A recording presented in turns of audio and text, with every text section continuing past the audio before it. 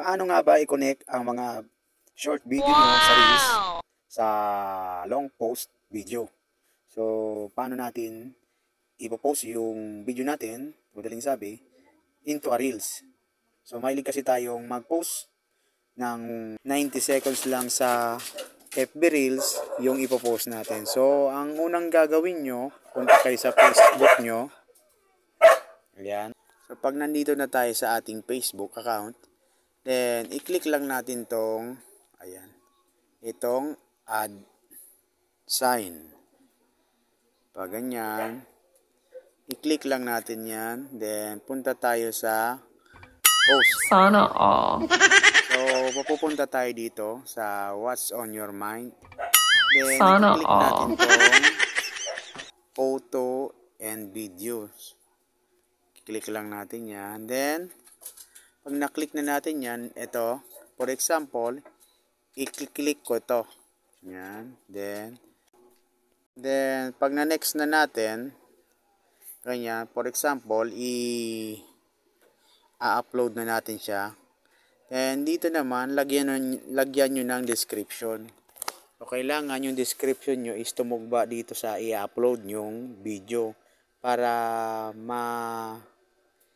i-promote ni Facebook, ni Meta, yung suggestion sa inyong ipopost or para mabilis or madaling mahanap ng mga nag-research o nagse-search sa inyo kung related ba yung video na ilalagyan nyo ng hashtag. So, for example,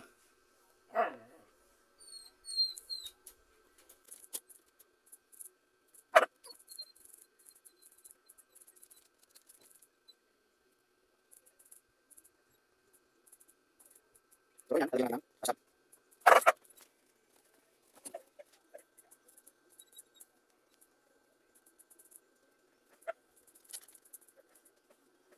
So, pag ganito na, is in-next na lang natin.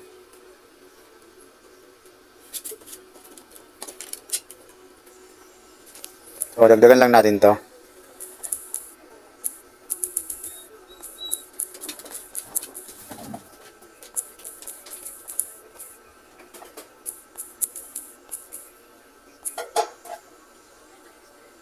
Ayan. So,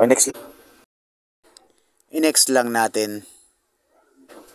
So, pag na-click na natin yung next is i-post natin. Kailangan nakapublic siya. Then, kung gusto nyong i-share sa group, pwede din. So, i-post lang natin to. So, yun. So, pag na-post na natin yun, so, i-recommend ni Meta na ilagay natin or mailagay na natin yung long post natin, long video natin, into a reel. So, ganun lang kadali. Ayan, try it natin. So, dito na is magiging complete na din yung so, ayan, magiging complete na din yung pagbibideo nyo. For example, ito, almost 5 minutes. Hindi na siya magiging 90 seconds lang. So, ganun lang.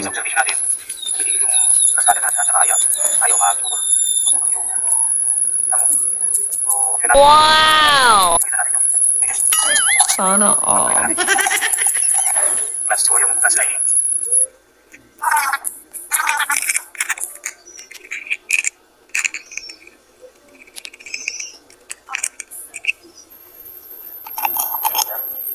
So, for example, ganyan na.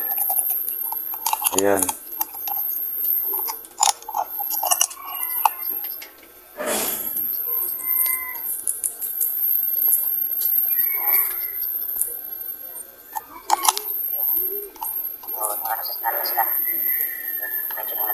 So, pag ganyan, next lang natin. So, ganun lang kadali.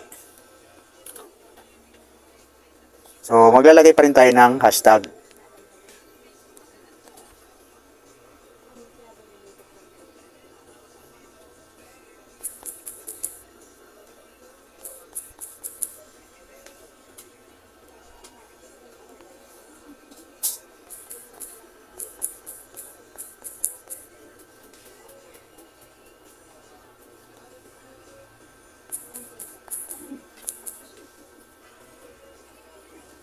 So, pwede na nating ma-share.